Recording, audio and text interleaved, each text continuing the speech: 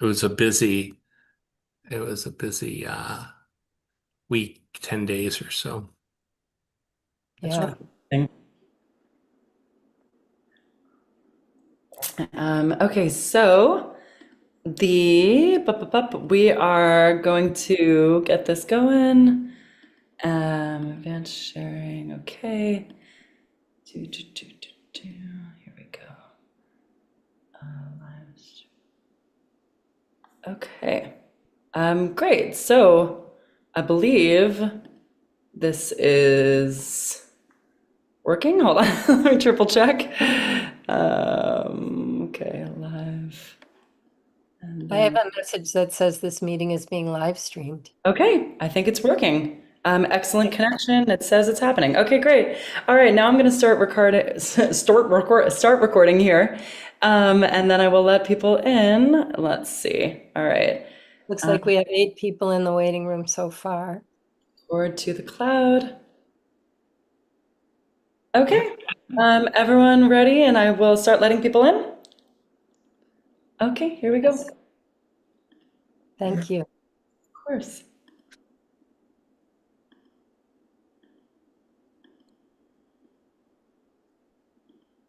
Hello, hello. Hello. Mute. Hi. It's wonderful to see all of you. Hi. Thank you everyone for joining us. Feel free to join with a video if you feel comfortable. Um, we are excited to be with you today for our TLC. Let's see, I'll just give it a minute as everyone pops in here. Okay. If you wish, put into next to your name where you're from, where you're joining us from. Not required, but Let's see. And you can drop it in the chat if you like as well. I'm Cleo. I will be helping out today, and I'm coming from Los Angeles, California. and I'm Catherine, greeting you from Mallorca, Spain. So happy to be with you today. Okay, yeah, okay. I got it. Perfect. I think I have to lower this. Hello. I need to get some water. There's water here. Okay. So thank you all for joining us today. I just want to let you know this is our second session exploring the theme of change. So as you settle in, feel free to let us know where you're coming from, and then we'll sort of introduce everyone and give you a sense of what we're doing today. We are normally in Gloucester, Massachusetts, but we're on the other Cape. We're on Cape Cod with my brother Ross and his wife Susan, and they'll be joining us as well on a separate line. Wonderful. Welcome.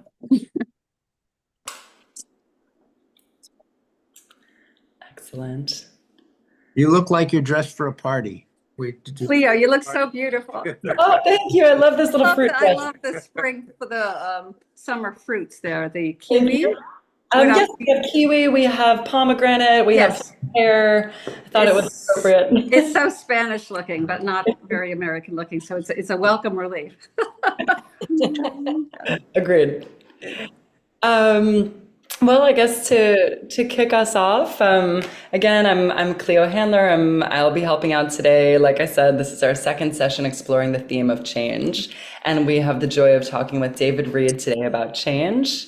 And we will be starting off with a meditation from Sheila. I will bring her up here, unless Catherine, is there anything else you want to add first? No, just hello, everybody. And Sheila, please. All right, let me spotlight you, and here we go. Well, hello, everybody. I'm so happy to see you all. Friends, old friends, new friends, some family. Oh my gosh. Opening this session on change, I think it's really wonderful to take a moment to arrive and to settle and to kind of prepare in the body, the mind, and the heart. So my first invitation to y'all is to find what I like to call a comfortable seat. So in your chair, wherever you are, you might want to shuffle around a little bit, maybe get the feet towards the floor, hands resting somewhere on lap or knees.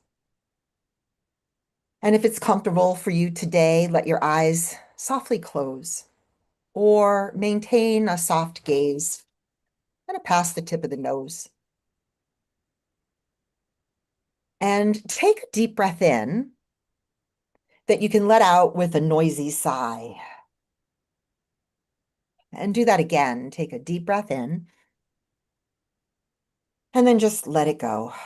Breathing away the morning, everything you did to arrive here, everything that you had to accomplish before setting aside the time for this practice of learning and growing and listening and being present.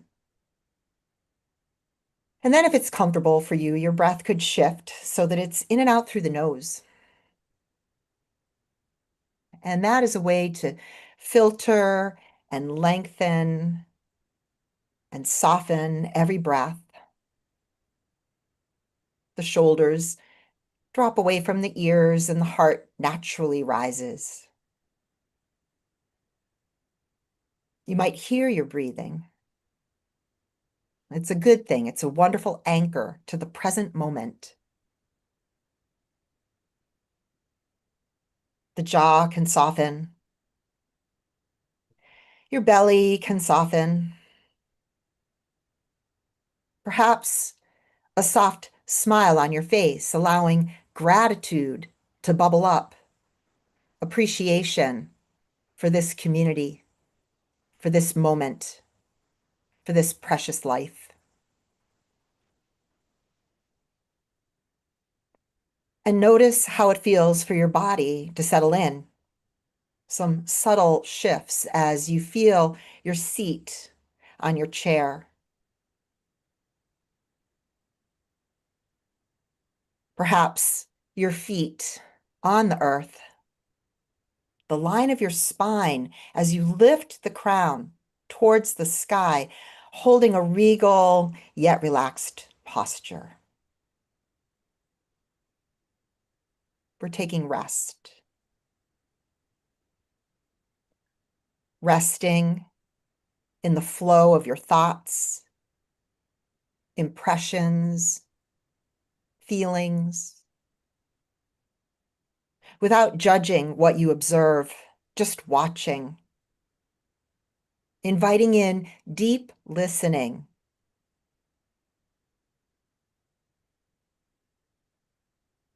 As the seer, the observer, observing with great love and great compassion.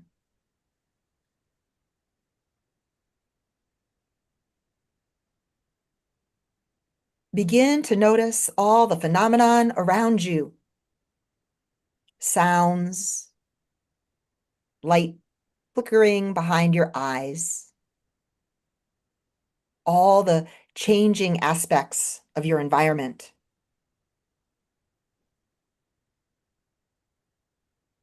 The sounds that are really far away, humming, buzzing, summer sounds, perhaps bird song, wind in the trees, lawnmowers, the trill of insects.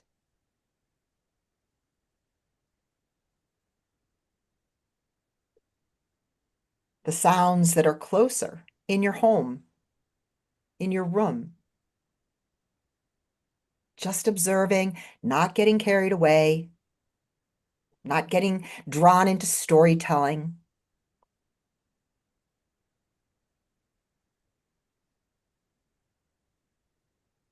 Have a felt sense of your inner environment, the ebb and flow of your breath, pulse, heartbeat. With every breath, your heart gets a little hug from the lungs, and with every breath, There's a gentle squeeze of the internal organs as your diaphragm lifts and lowers, lungs full, then empty, and full again. This breath as an excellent anchor to the present moment, and begin to see how both the world within and the world without are always changing, constantly in flux, change always happening, things coming and going, rising and falling, softening your hands, your fingers, releasing any lingering grip on things you cannot control.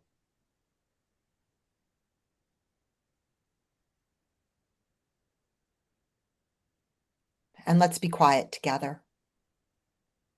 A sense of stillness as these worlds without and within continue to shift and change. Just observe.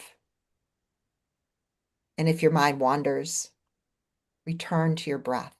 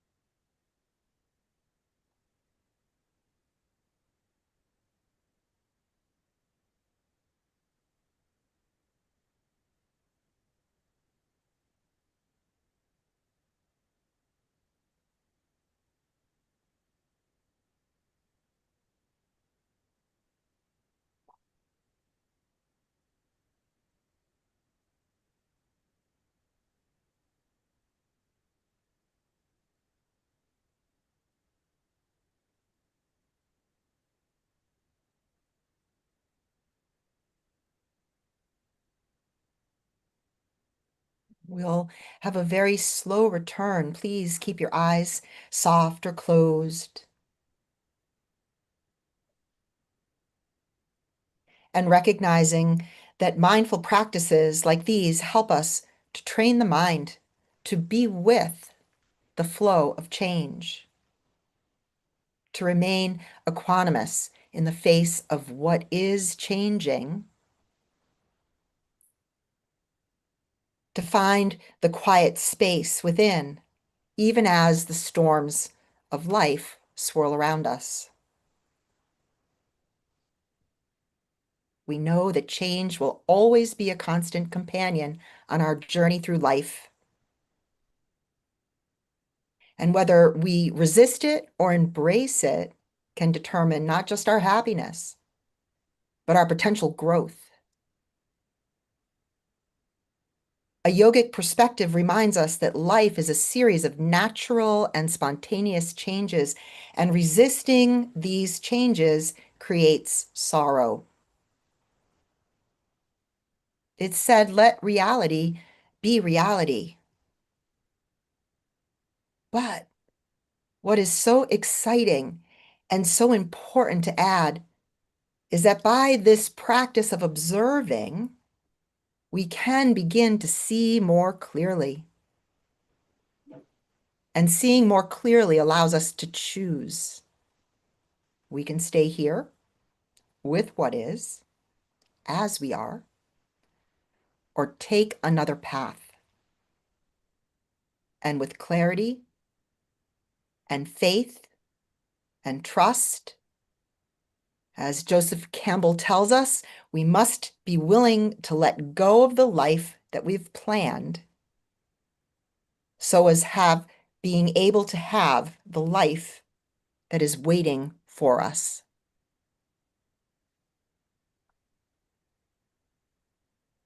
So taking a deep breath in, exhale nicely, audibly, letting go, making more space and room for all of the possibilities and to be ready to listen and learn. I invite you to open your eyes and return for this afternoon session. Thank you.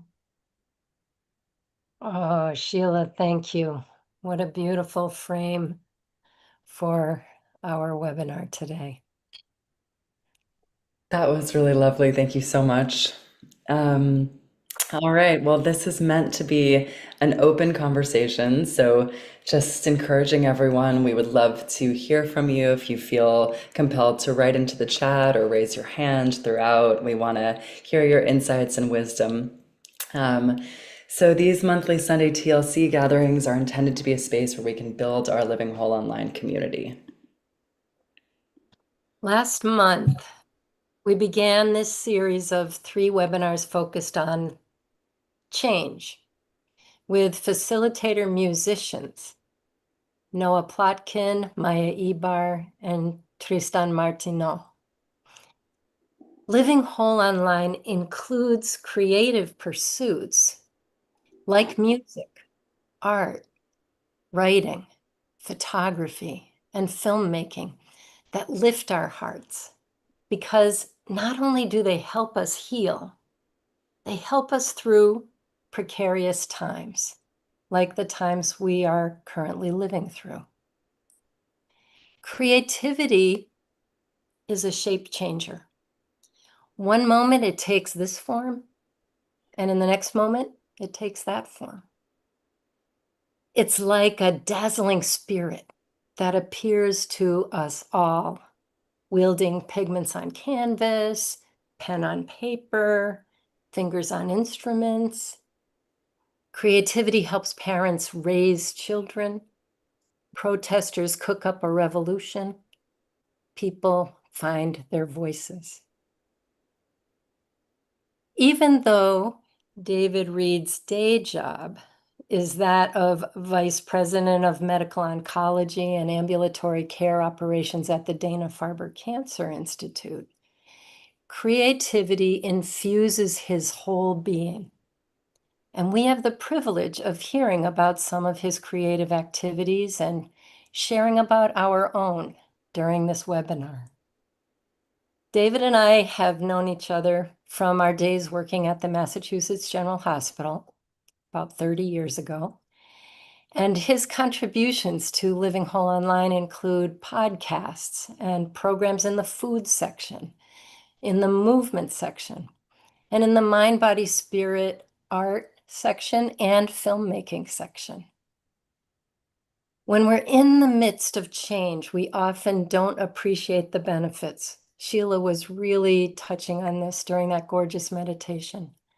We often don't appreciate the silver linings, the opportunities that change is offering to us. We may not see how that dazzling spirit of creativity is here to help us. David, over the years, I've seen you face changes that were both unexpected and also those that you planned for. Many have been changes that posed challenges. Talk to us about how you approach change.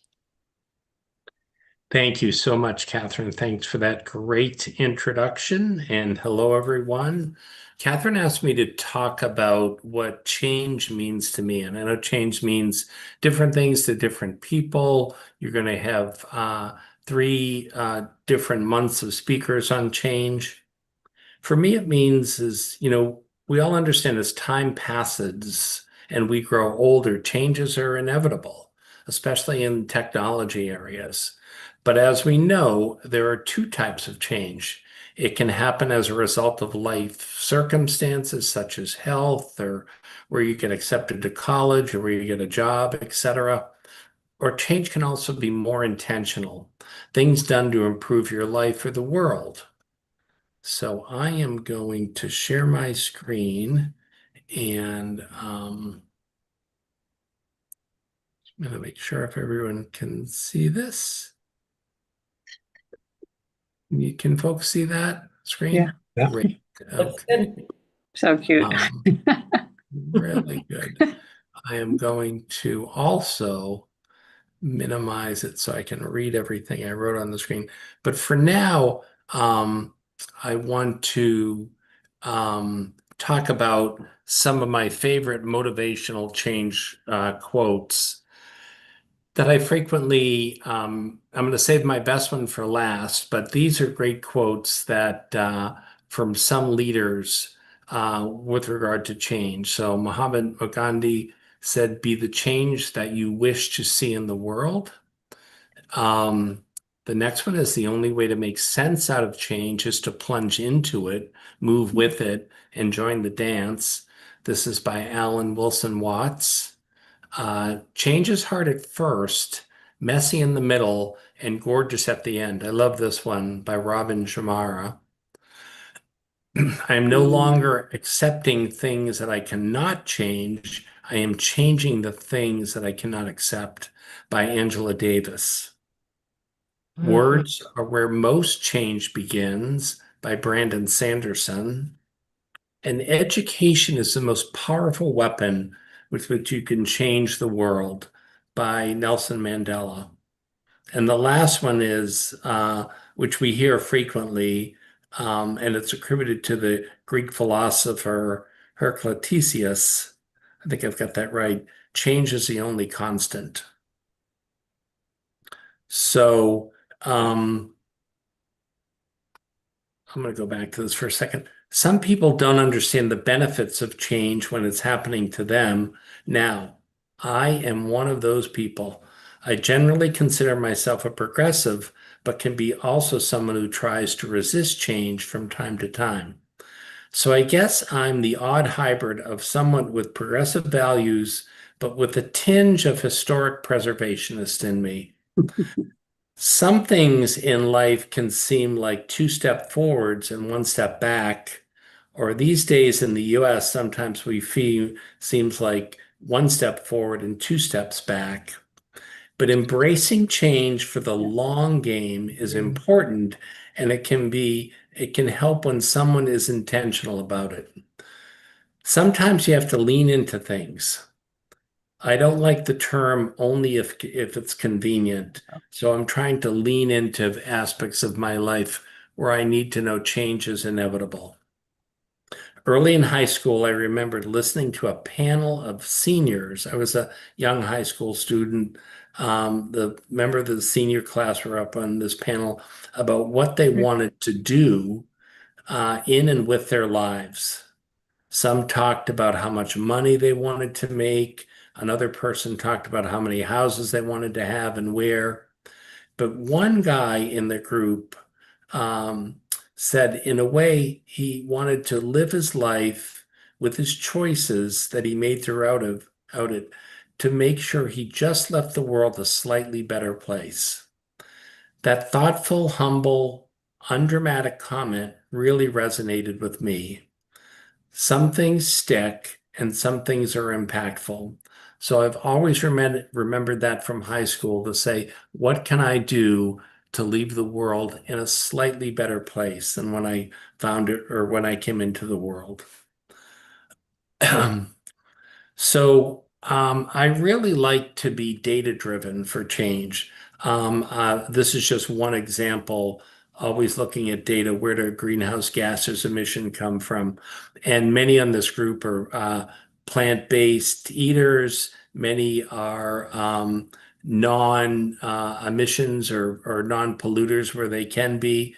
And so this is just a chart that I pulled up to talk about where do greenhouse gas emissions from. This is just an example, but my point is to be data-driven for change. This is another chart from the Centers of Disease Control on the obesity rates and how they're increasing in the United States. And it's really concerning. I actually have these in another slide of how they change every 10 years, and it's for the worst. So just be data driven, I think, when you strive to be the change, because it can actually make change easier. Now I'm going to talk about 10 actions that we can all do to change the world and help make it a better place. And I'll talk about where I've been successful and some where I've been less successful in. So, of course, walk, bike, or take public transportation. If you drive, buy an EV, eat sustainable plant-based foods. Of course, you reduce, reuse, recycle, and wean off plastics. Conserve water, live energy-wise, turn the lights off, install solar panels, install LED bulbs, plant a tree or two, compost your food waste, volunteer for what you believe in, and work in professions and companies that try to make a difference in the world. And again, I've been successful in several of these, but sometimes not completely successful. And you're going to see some examples.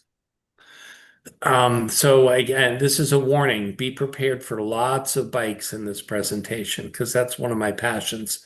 This is an actual photo I took when I took my wife to Holland for her birthday one April. And when we left the Leiden train station, this is the site we saw. So there was no shortage of bikes there and everywhere.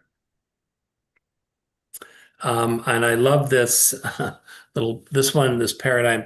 This one runs on fat and saves you money. This one runs on money and makes you fat. This is a photo of me bike commuting. I've been bike commuting for over 20 years. This was the Snowmageddon winter of 2015, but still managed to do it as much as I could. This is our photo of the back of our house with its solar panels on. We take those electrons and then pump it right into we have 4 cars, so we're not perfect. We do have 3 EVs of those cars. So we're trying to, irrespective of what's going in Washington, it's made a huge difference, we think, in both pollution and also the cars and batteries are getting better, so there's not the range anxiety that people have had before. And I'm happy to answer more questions about this. Also, feel free during this talk to raise your hand or interrupt me, and I'm happy to tell you more. This is a photo of Catherine and I at one of our favorite restaurants in Watertown, Mass. Catherine, David, and I go here frequently. It's really great. It's called Red Lentil. I'm not sponsored by Red Lentil at all, but I'm having shepherd's pie, which is all completely plant-based. Also choose choose something you're passionate about. And for me, it's trail advocacy right now. Trail advocacy is one of my more passionate things. It's easier to put the effort in and make change if you're passionate about this. So I'm going to talk about several projects that I'm involved in. The East Coast Greenway is one. It's a 3,000-mile trail through the densely populated East Coast. It's a non-motorized shared use path that is currently in development. It's about a little over 40% complete, and each year it gets more and more done. And I have been lucky enough to cycle the entire East Coast from Calais, right on the Canadian border, to Key West. And even on the on-road sections, they make it so it's on the safest roads possible, connecting the gaps. The Border to Boston Trail is another one. This is my local passion. This is something that I've been working on, connecting all of the trails from the New Hampshire border to Boston. and working on the gaps. And I have a meeting once a month about this, and all of the planners get together and we lobby and have been very successful for with funding to get this trail built. But change has to start somewhere. It's seeing the possibilities. This is a photo of my son Brandon, and the one on the left, my daughter Stephanie, is in the backpack. And when we moved to our town of Topsfield, they had an abandoned railroad, as did, that went to the town south of us and the town north of us.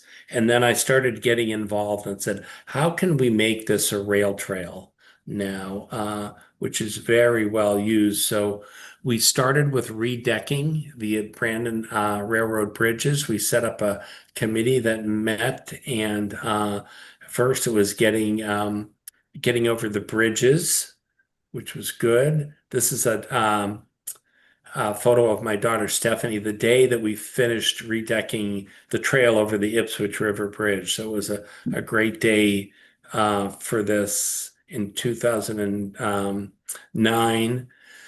Next, we added stone dust on either side of the trail that we needed to pack down, and it was easier to pack down after it raised, but it came out really, really nice.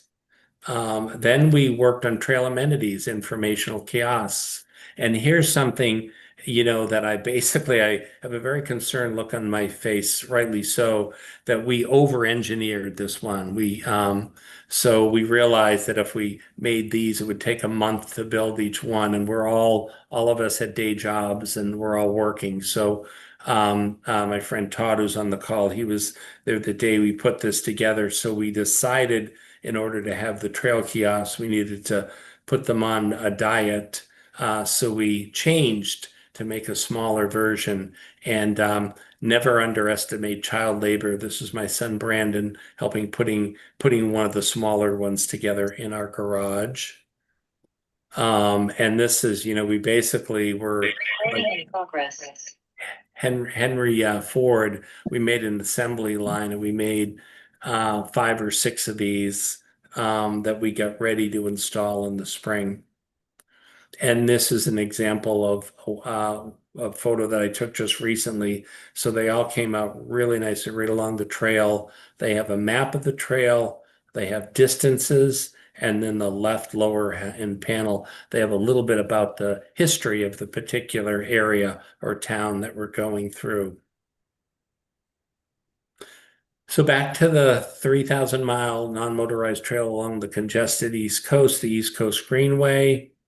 As I mentioned, I led a group from the Canadian border all the way down to Key West. And because we were working stiffs, essentially we did it a week a year at a time. So the first year we biked from the Canadian border to Portland, Maine. That was about 350 miles. The next year, we all met up at the same parking lot in Portland, Maine, and biked another 350 miles to Hartford, Connecticut. And year 3, we went from Hartford to Philadelphia. And we just kept going like that for 9 years until we reached Key West. I thought maybe this might last 1 or 2 years, but everyone kept coming back. And they also wanted to bring their friends and work. Word started to get out about the week a year tour. And at some point, the group got to be about 40. And then we had to kind of cut it off to make sure that we had enough logistics to support them. But it was a fun tour. And this is a picture of 2019 arriving in Key West. And this is the very happy group that was there. Some of them. So, a lot of people did. I met people from all 15 states the East Coast Greenway goes through. I had brought some GoPros and a drone, made a documentary about this. I wasn't sure, but I'm glad I kept the footage, from the early years, and wove it all together. And the movie's been watched thousands of times, and so that feels good getting the word out. But I was board chair at the time of this. At the end of this, we turned it into a fundraiser for the East Coast Greenway, and we raised almost $500,000 by people raising money for the East Coast Greenway based on the Week a Year tour. We're Cheer for 5 years. I already mentioned that. Another organization, trail bike organization that I'm involved with is, honoring the victims of tragedy. And this is, of course, September 11th. We are developing a trail. It's not as far along as the East Coast Greenway from Flight 93 Memorial in Shanksville, Pennsylvania, to the Twin Towers in New York City, and to the Pentagon Memorial. So we're going to connect those three areas. We also have a little loop in the middle that's going to take people down to Gettysburg because we thought that was historic enough. So we're in the process of working this. We just had our board meeting a couple of weeks ago. So this is work in progress. And an important part about this project and just change in general, we say with these trail projects, it's great therapy for the fanatical optimist because it takes so long to develop trail. I mean, it takes years and years. The one question we get off is like, when is it going to be done? When is it going to be done? Well, in this country, we go through various political cycles, as we know, and there's more or less support for some of the trail projects.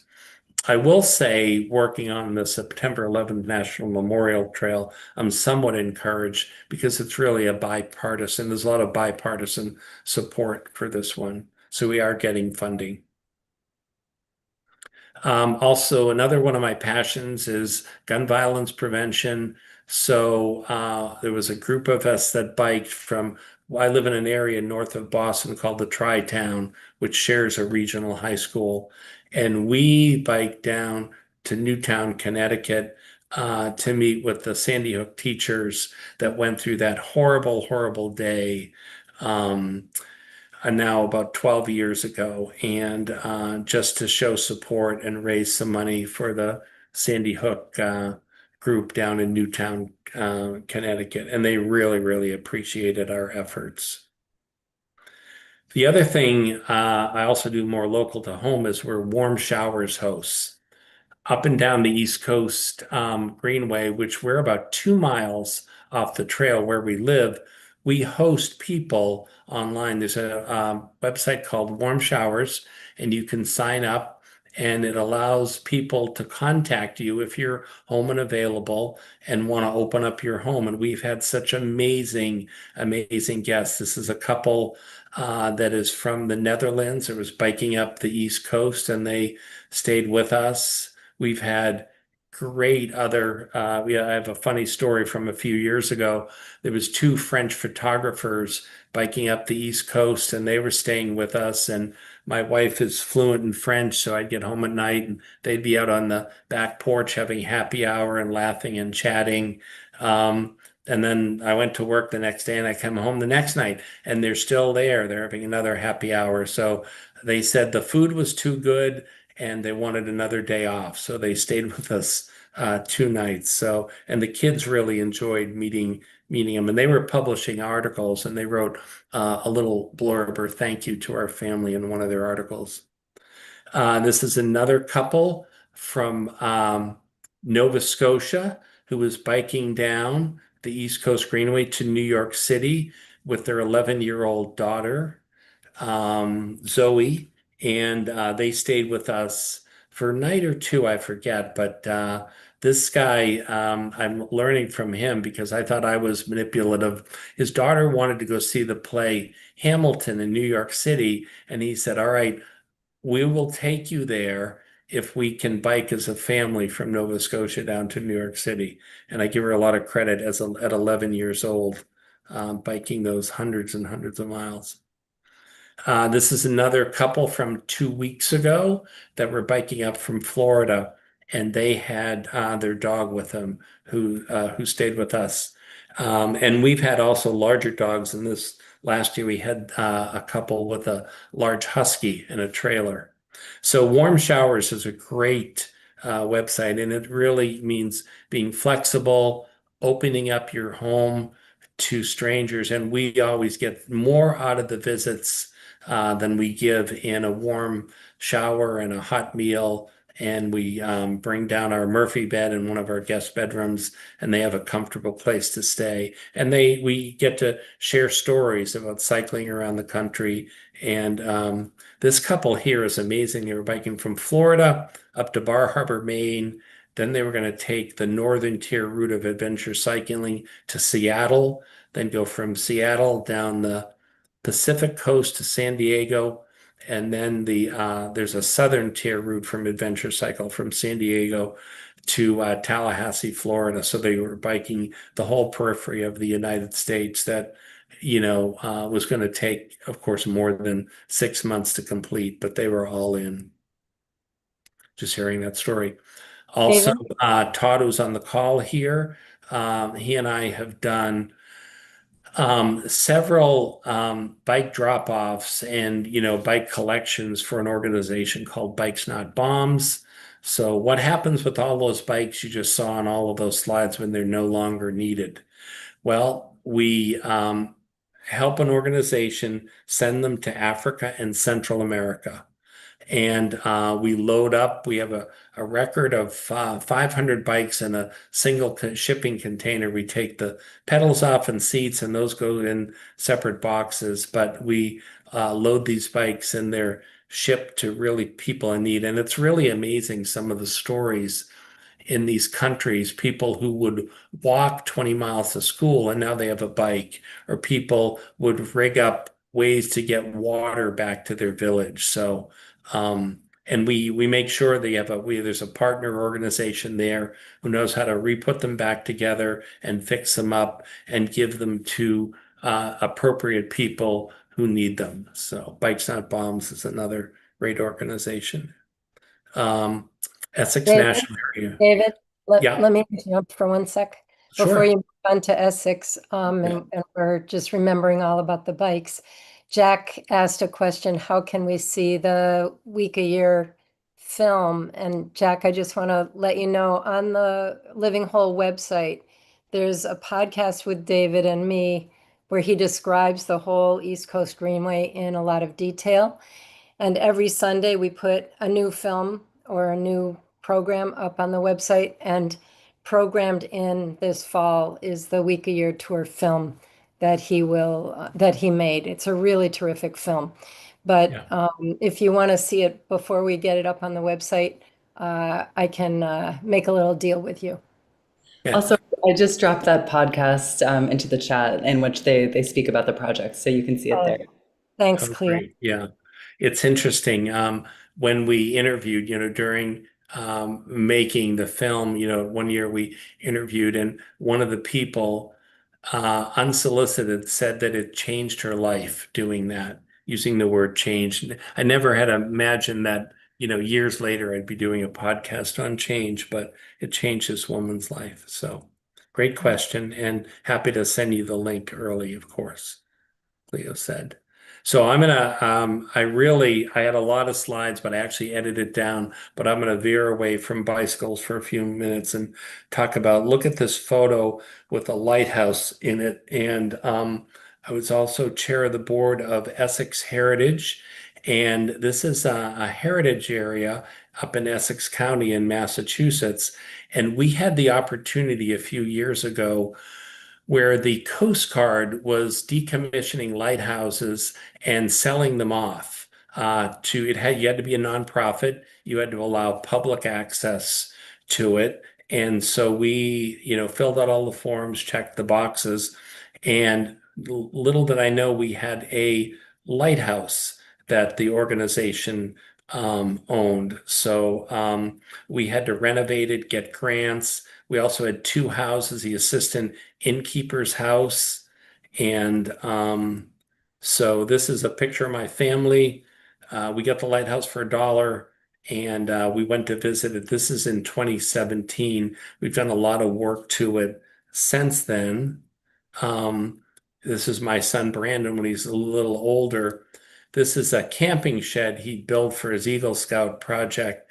He had to build the shed in our driveway, but build it in a way that it could come apart in panels to be put on a flatbed truck that he had to figure out how to borrow one from someone. And when we got to Salem, the port, it had to fit on this boat that they had. So there was a lot of logistical support, and the Eagle Scout folks were very impressed of all the different pieces. I, of course, helped him a lot with this, but he built a very nice shed, and this is used for the camping. So there's a couple of houses on the island, but there's also a lot of camping platforms that people can either kayak out or take a boat out. And there's stuff that's stored in there. There's a refrigerator now. We have solar panels that keeps the refrigerator going if the campers bring food, etc. Another passion I'm involved in is affordable housing. So, as one of the least religious people that you might meet, I was asked to chair the Affordable Housing Committee and Real Estate Committee for our church. We had a lot of land, and there's a huge demand for affordable housing up in Boston's North Shore and really through many parts of the country. But we cleaved off a 12.2 acre of land, and we're developing a 44 units of affordable housing for ages 62 and older. They have to be, below the average median income. The state has certain regulations, involves applying for tax credits, and residents, our town will be giving first priority, but realistically, given that we live in an upper middle class town, it'll be people from the outside of Topsfield that get a home. So this is actually a rendering of what it's going to look like. I was on email this morning with the developer about this, who had a few questions, and we're going back and forth about a traffic study that's going to be done right outside the driveway of this place. Again, this isn't built, this is a rendering, but construction will start in early 2026. Also initiating change through your work. As Catherine mentioned, I work at Dana-Farber Cancer Institute, which I'm honored. We say what we do at Dana-Farber, which is truly true, changes lives everywhere. I hope none of you have to come to Dana-Farber, but it's really a place for when first-line therapy for cancer treatment fails at other places, and you have metastatic disease or a recurring tumor, and you need to get on a clinical trial. That's why you'd want to come to like a Dana-Farber or Memorial Sloan Kettering or MD Anderson. There's also other great cancer centers in the US. But one of my jobs is to get the word out internationally. And so I've been doing a lot of trips to Southeast Asia. I've been to China 10 times, and we signed an agreement with Sun Yat-sen University in Guangzhou, where we do remote tumor boards. And what that means is that it's 7 a.m. in Boston, it'll be 7 p.m. in Guangzhou, and Monday might be breast cancer day or something. And we present, our breast oncologists present 2 cases, and the folks at Sun Yat-sen present 2 cases. And we talk about the drugs that we use, what's similar, what's different, multidisciplinary care, if the patient should also be seen by a surgical oncologist and a radiation oncologist, in addition to a medical oncologist. So I won't go into too much detail, but this is kind of the signing ceremony that I was lucky enough to participate in. I also try to walk the talk for Dana-Farber's mission. I also donate platelets. This is my 200th platelet donation. They make a nice party, and I didn't know this, but they bring out a cake. They keep track of all of this. And so this is actually fun to be able to give back to our mission, because cancer patients, as many of you know, they're both immunosuppressed, but also their platelet counts, especially leukemics, they really don't have any platelets, and they need frequent infusions of platelets. So in platelet pheresis, what happens is they put 1 needle in your arm, they take a unit of blood, they centrifuge it down, they skim off the platelets, they transfuse the unit back, and they do this several times till they get a full bag of platelets. So each donation does take a couple hours, but you don't leave anemic because you get all your red cells back. Happy to talk more about this if people want to. And also for mental health, I think, hobbies can change my attitude. So I have a lot of stress at work. I have about 1,700 people now that report up to me. So I've made woodworking as my key hobby. And this is a table that I made for a house a few years ago. It's made of 6 different types of wood, and I put a rose-colored marble top on it. This is from a long time ago. This sleigh bed, my wife said it was too big for our house. So it's actually with Catherine and David in Mallorca. They shipped it over when they moved from Boston, from Beacon Hill over there. And this is the night I finished it. This is like 10 o'clock at night, and I was like finally done with the project. But it's mostly cherry, and those panels are made out of maple.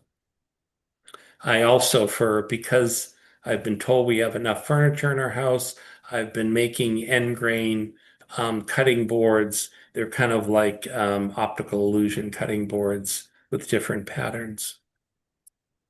And during the pandemic, taught myself how to make epoxy river tables. So this is like live edge black walnut. You cut it down, you flip the ends over, mix up some epoxy, and color it with different pigments, and really polish it flat, router it down and polish it flat. So these are 3 different tables I made.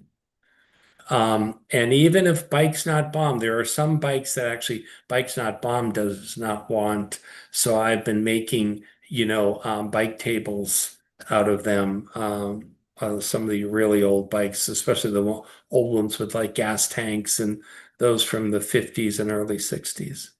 This is this is an example of 10 of them I made. You can see there's one there with the live edge cherry board. That's at a coffee house that my daughter worked at in our downtown here in Topsfield. There's one that was a tandem that we made. So these are just kind of fun bike table projects. Some are made, the darker ones in the back are made out of barn board, and they can be outside use. The ones that have kind of like look like bike lanes on them or stripes, those are for indoor use, like ours. So I promise I'm almost done. This is a photo of my computer in my office here in the other room. And for over 20 years, I've had a little note taped to the bottom of it that I've left there. And I'm going to read it to you because it relates to change, of course. I am only one, but I am still one. I cannot do everything, but I can still do something. And because I cannot do everything, I will not refuse to do the something that I can do. And this is by Edward Everett Hale. Interestingly, I went to the Edward Everett Hale Elementary School, but I'm sparing you a photo of that. So again, back to this picture with holding Stephanie. And the reason I'm going back to this picture is because we had some significant change in our family yesterday. And our wonderful daughter, we moved into college down at Penn State. And this is a huge change for our family because she's been just wonderful. The tears were flowing last night as we were driving back from Pennsylvania late, and we're going to miss her a lot, but she's definitely ready for change. Not so sure we're ready for change, but she is enrolled in Penn State. So thank you. That's it. I'm happy to answer questions. This was a cartoon that one of the folks on the Week a Year tour drew for me as a thank you for leading the group down there. So, David, thank you I'll- so much. I'll stop sharing. A wonderful And I'll mention that those tables and bike tables and various woodworking projects, a lot of those are on Living Whole Online in the Mind, Body, Spirit art section. David has made these phenomenal videos that basically teach you how to make these things. And I know I'm never going to have a wood shop like he has or make these kinds of things, but I really love watching these videos. He goes into really interesting detail about things, and they're very fun to watch.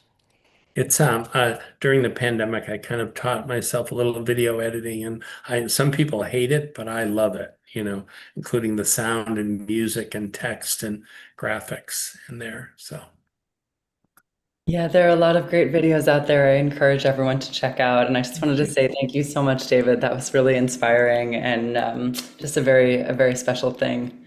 But David, what do you do in your spare time? um,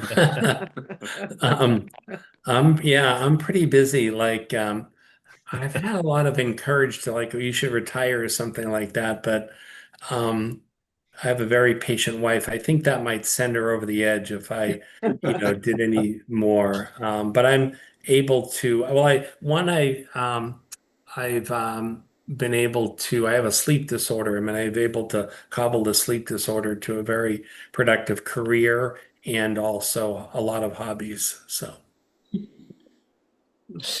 David, thank you for the resources and the ideas and inspiration with all the things you shared. I have a question about the first two trails on the East Coast. You mentioned bikers.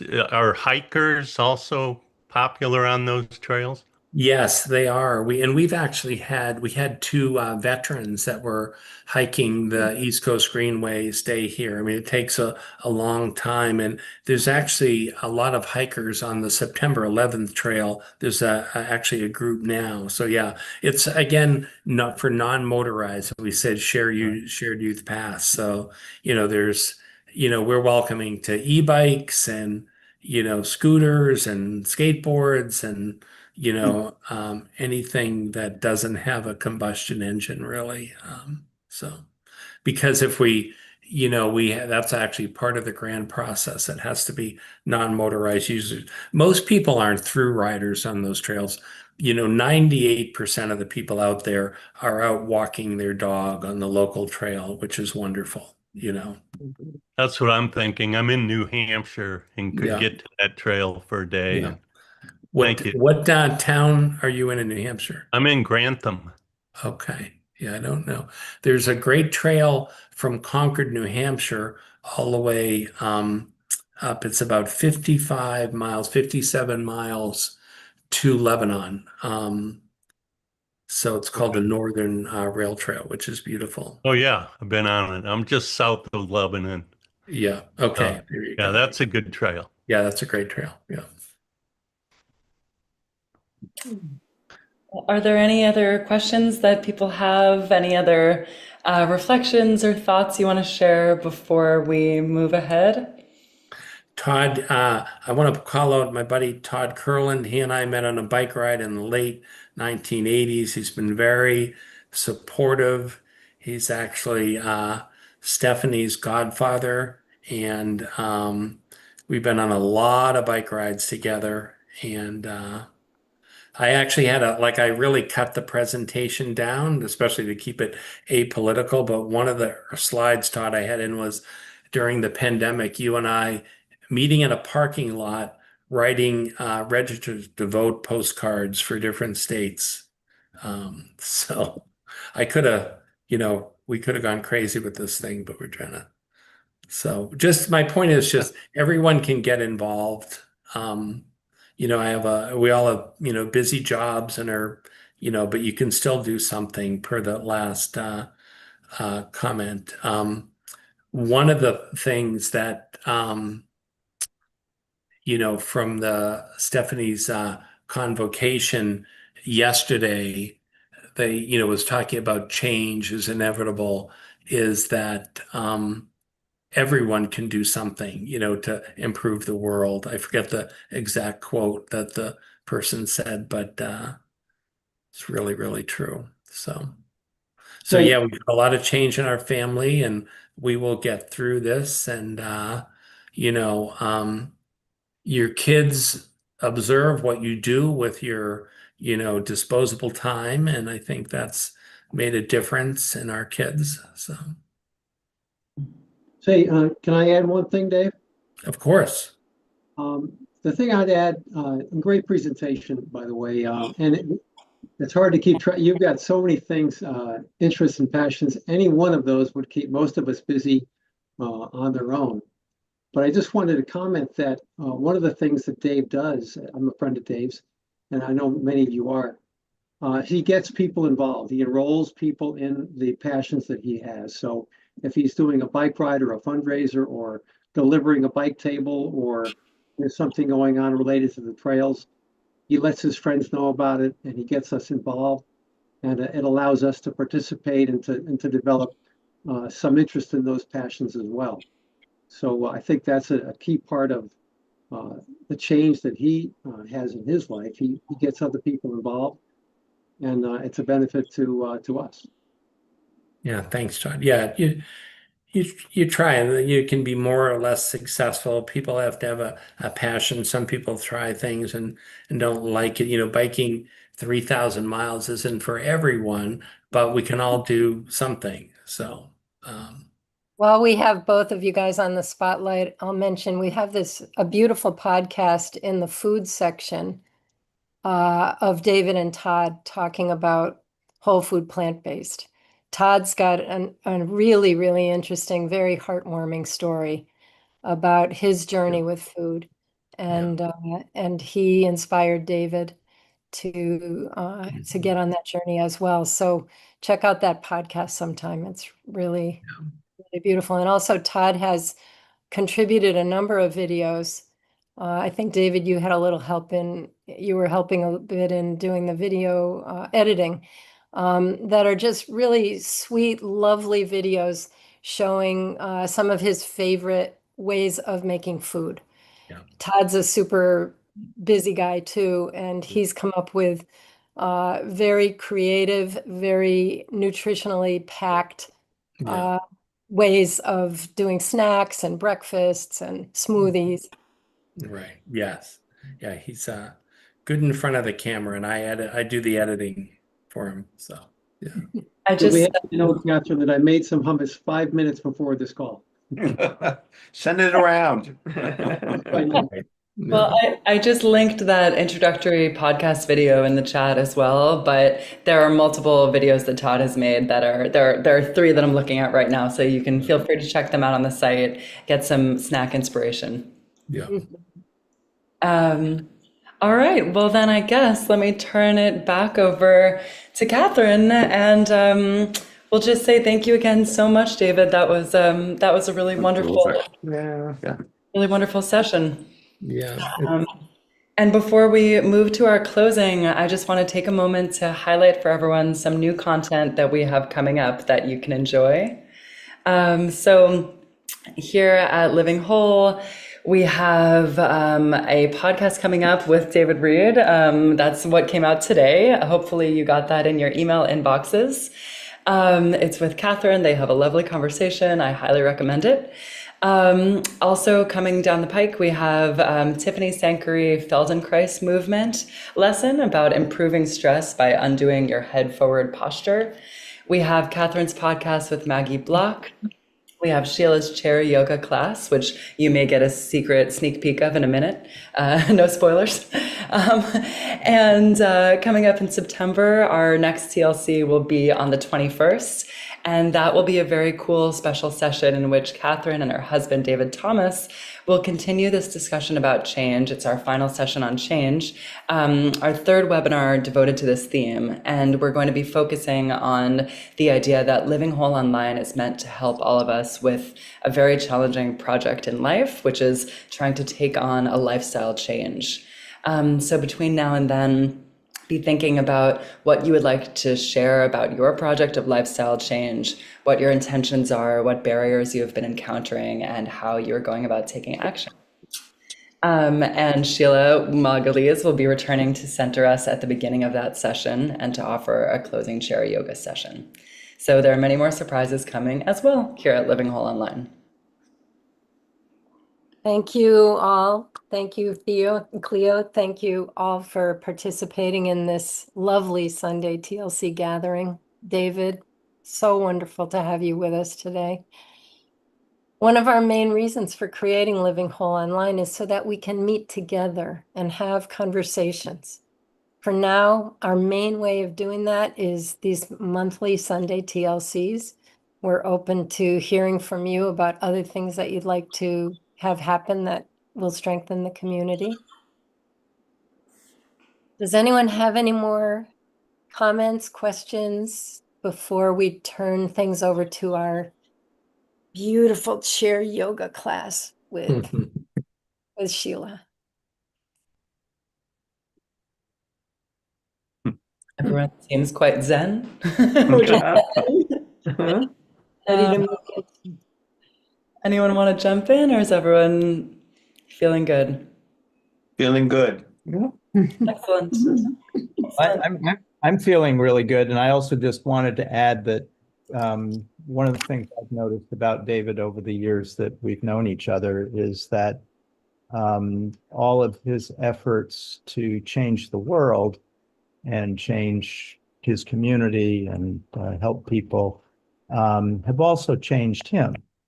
And so, and I think in Living Whole, that's the counterpart of change, that by engaging in activities that are, moving the world ahead an inch, we really are developing ourselves, we're changing ourselves. And I don't know if anyone relates to that, or David, if you have anything that you want to add along that line. But I think we've all grown through whatever activities we've chosen to pursue that have made some change around us, but it also is very impactful in terms of the change within us. Yeah, that's a good point, David. Yeah, I mean, I definitely, sometimes you don't realize that when you're changing as a person, but I think, it definitely occurs. I'm a very different person than I was years ago. But again, I think leaning into some of these things and realizing that you can contribute and have the skills and not just sit on the back in the background or on the bench, but just getting involved. So thank you for saying that. I think also that just setting the intention of embracing change instead of running away from it. I think Right. we have a tendency to kind of step back or hold back, whereas, what, maybe there's really something to learn from this new situation, which requires us to change. And, I loved your quotation at the beginning about having the life that you always planned for, and then finding out that maybe that isn't the life that we thought was going to happen, but I can't remember exactly what it said, but something to that effect. Yeah. And it's like Joseph Campbell. Yeah. But just embracing what is and leaning into that. And I think that's something that's just full of so much possibility and expansion. And it's terrifying too, but I think Absolutely just if we set that terrifying. as an intention every day, just moving the needle, even a tiny bit, that's how change happens. Yeah, it's terrifying. Yeah, it's terrifying when I'm lucky my daughter's in a very safe place. She's, academically ready for this, but it's just change. Yeah, it's I'd change. love another 18 years of our family together, but it doesn't work that way. No. It's not fair to her either. So. No. Well, I think that's a beautiful note. on which to transition to Sheila and this movement practice, since we're speaking about change and the terror of change. But also the motivation. I'm going to bring Sheila up here, and let's see. I will. Yeah. Okay. All right. Then I will hand off the floor to her for a closing chair yoga practice.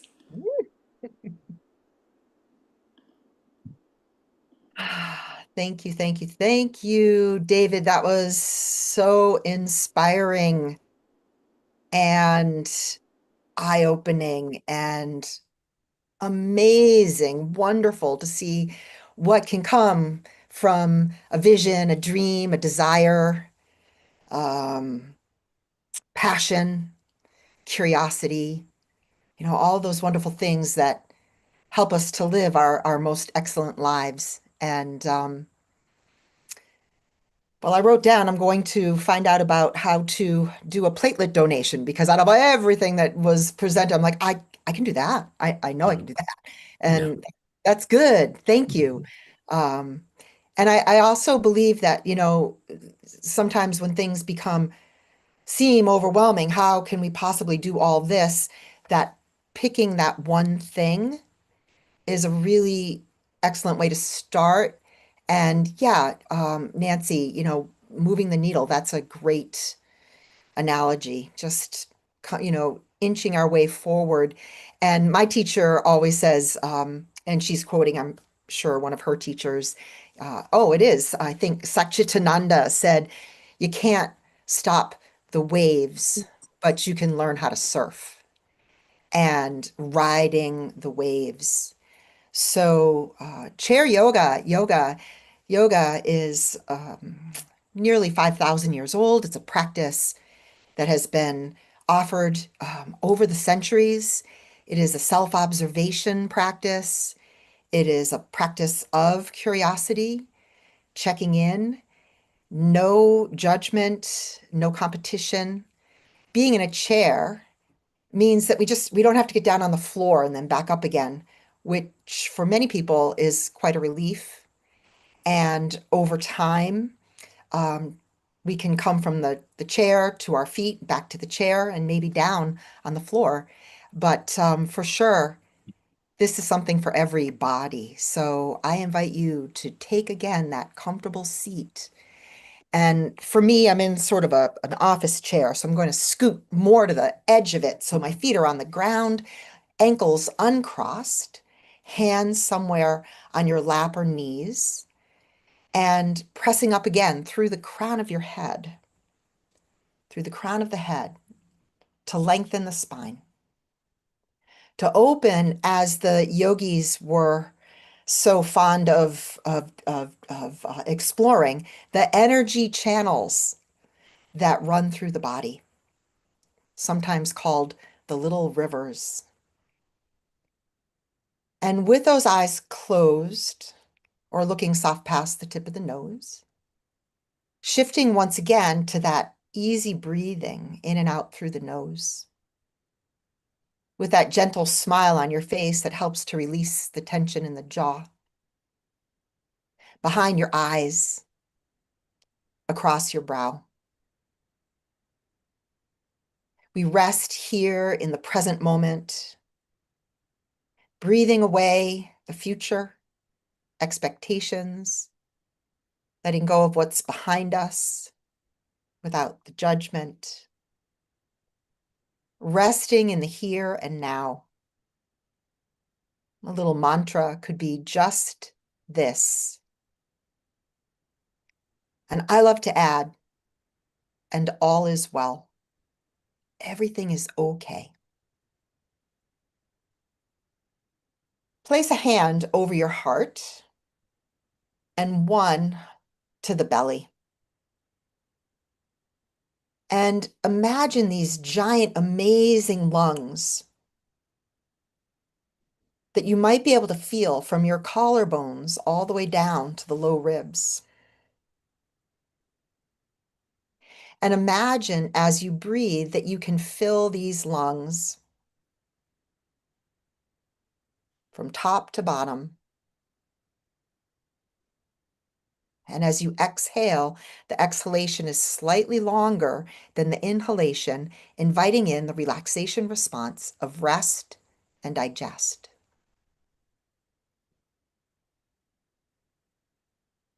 Having a felt sense of the heart getting that hug and the internal organs getting that squeeze, fresh blood supply, oxygen, energy, or prana.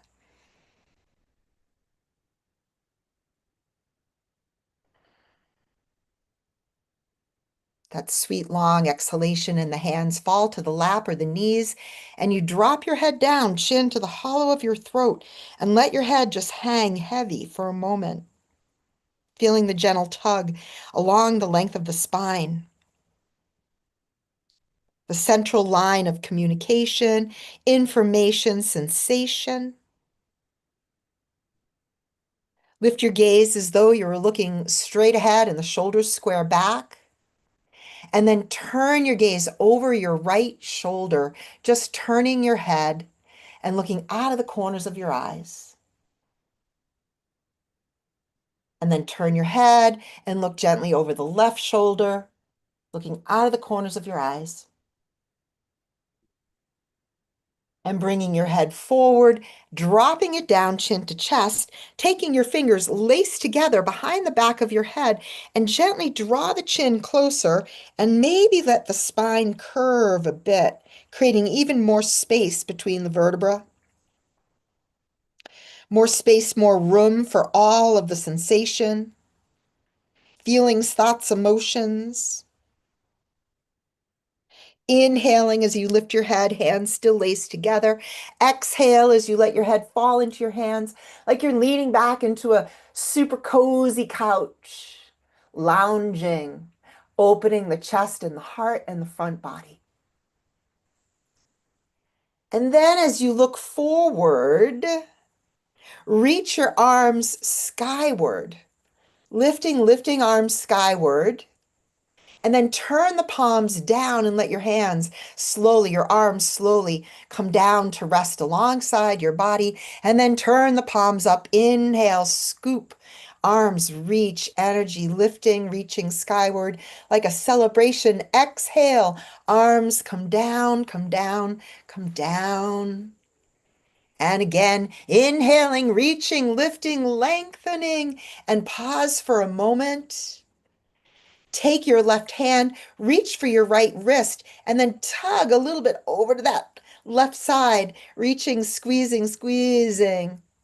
Good. And then inhale up and draw your belly in slightly and exhale over to the opposite side. Inhale back to center and let those arms float out to the side in a T position. Then turn your palms to face up. Bring your fingertips to your shoulders. Roll the elbows in a circular motion. Lots of this practice is repetition, repetition, again and again. But every time you come to your seat or come to your mat or your feet, you are a different person with a different set of life experiences to unwind, unfold, unpack. Let's go the other way, inhaling, lifting, connecting breath and movement. And any sounds or sighs. I'm a fan of sounds and sighs. Unfurling. One more time, around and around. Then reach those arms out.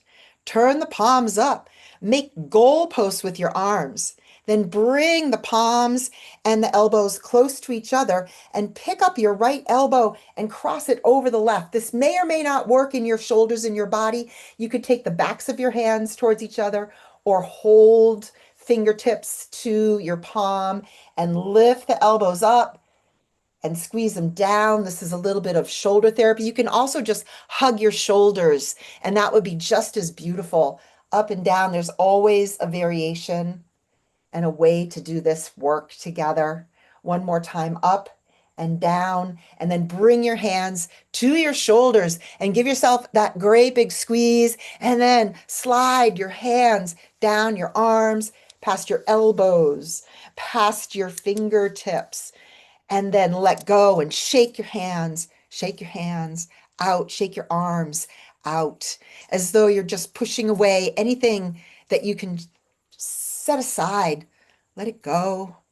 Yes, yes, yes. Then inhale again. Arms reach and reach and reach, and bring your palms together over your head. Bend your elbows and bring your thumbs down behind the back of your head. The thumbs down behind the back of your head, squeeze your tummy in a little bit, and then press the elbows back and let your head lightly press back towards your thumbs, getting a wonderful stretch across the shoulders. We carry so much tension in the shoulders. We say that is so much weight, so much heaviness, such a pain in the neck. Then lace your fingers again behind your head and drop your head down and let your elbows come towards each other slightly with that gentle squeeze.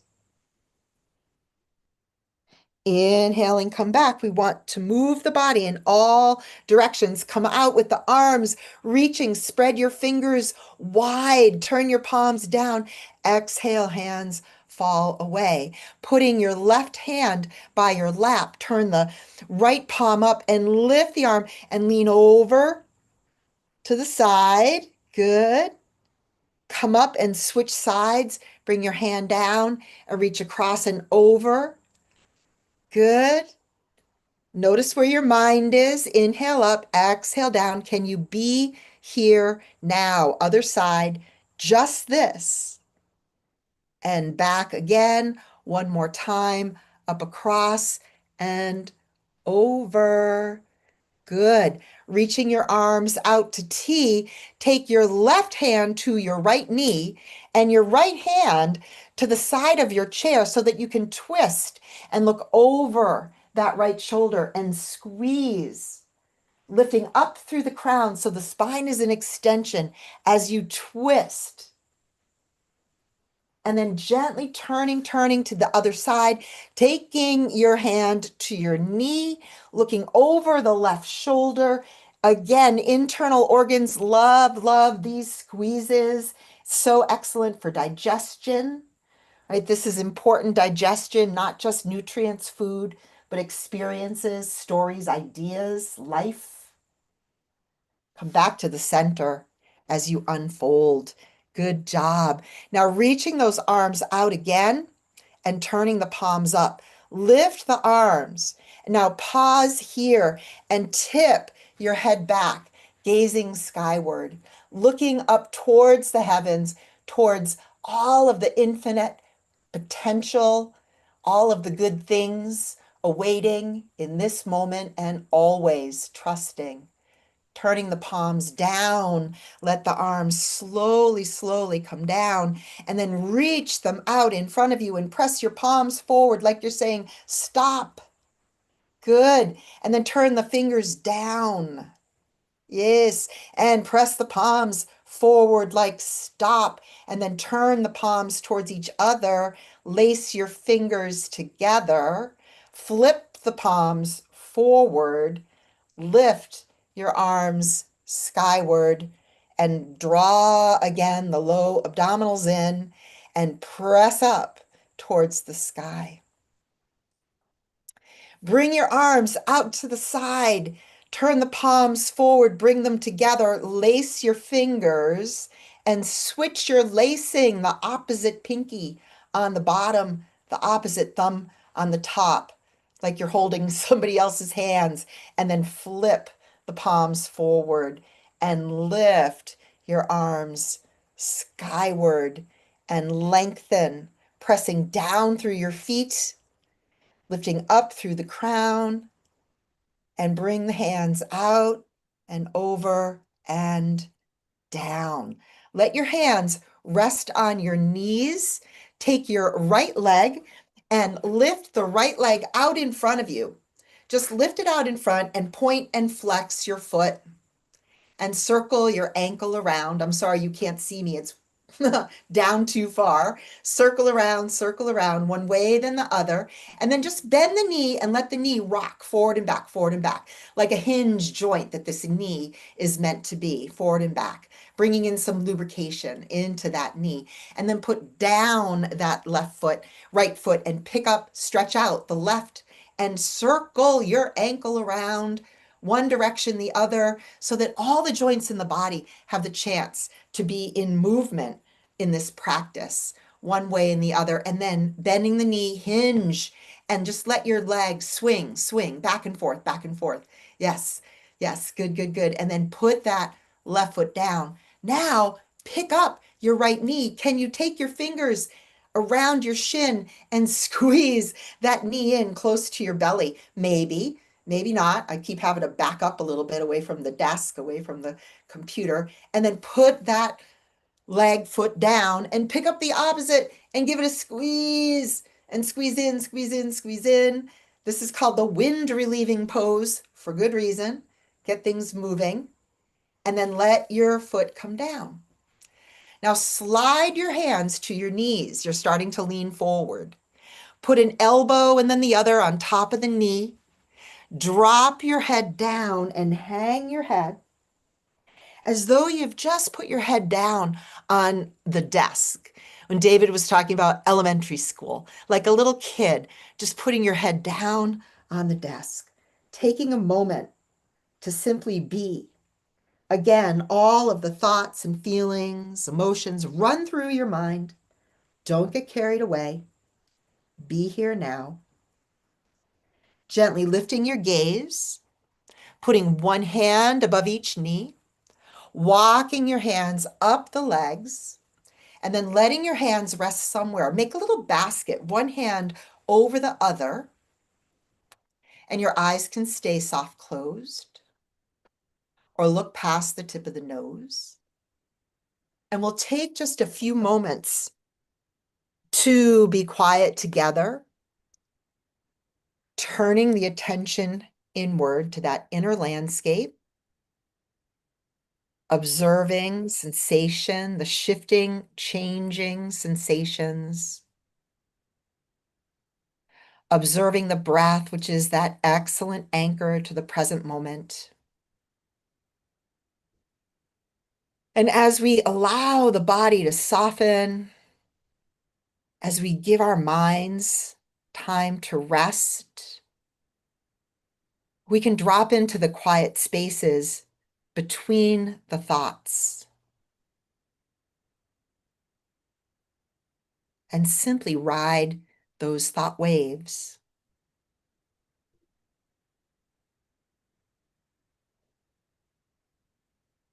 It's true, it can be terrifying to think of change, especially the unknown. Not knowing what's happening next is the ultimate truth. We have no idea what will happen next. If we spend time imagining, visioning, dreaming about it, thinking about it, coming up with stories and conversations, and what will happen then, and what will she say, and what will he do, and then what happens next, our bodies respond as though we're in the midst of that terrifying situation that is all fantasy in the mind. And our bodies are flooded with the hormones. The stress reaction is real. These practices of mindfulness, these pauses, reset the nervous system. Take us from that fight, flight, or freeze into a place of comfort and ease. Again, where we can see more clearly and have more resources available to us for what might come our way. Danafal's my favorite Kripalu yogi poet. One of my favorite poems, Let Go. So as you sit, I invite you to listen to these beautiful words. Let go of the ways you thought life would unfold. The holding of plans or dreams or expectations, let it all go. Save your strength to swim with the tide. The choice to fight what is here before you now will only result in struggle, fear, and desperate attempts to flee from the very energy that you long for. Let go. Let it all go and flow with the grace that washes through your days, whether you receive it gently or with all of your quills raised to defend against invaders. Take this on faith. The mind may never find the explanations that it seeks, but you will move forward nonetheless. Let go, and the wave's crest will carry you to unknown shores, beyond your wildest dreams or destinations. Let it all go and find the place of rest and peace and certain transformation.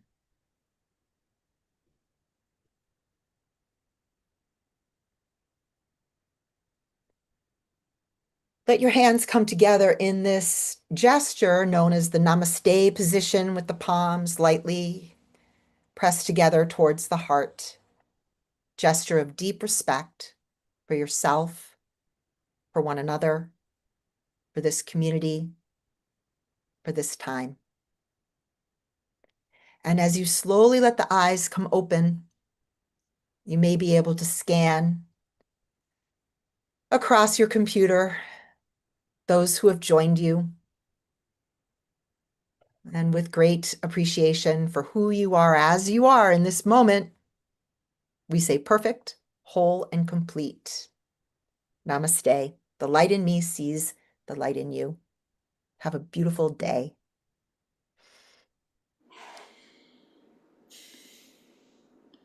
Oh, namaste, Sheila. Namaste. Thank you so much. Thank you. That was such a grounding, wonderful place to land. And I just want to say again, thank you all for being here with us today. It has been wonderful to be with you. We hope you have a great month, and we look forward to being together again at our next Sunday TLC, which is September 21st in your the same time in your local time zone, wherever you are. And if you're not currently on our mailing list but would like to be, please drop your email in the chat and I will include you. We only send one email per week and you can unsubscribe anytime. So it's low pressure. Well, okay, I guess that's all for today. So please feel free to sign off if you're ready. And for those of you who need a little more time, we will move you to the waiting room to decompress. Thank you again. Thank you so much, everybody. Okay. We get ourselves. Oh, Thank you, Sheila, Cleo, and Catherine.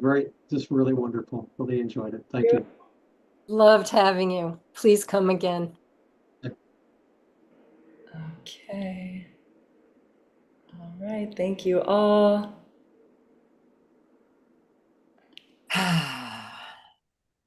Okay. Let's see.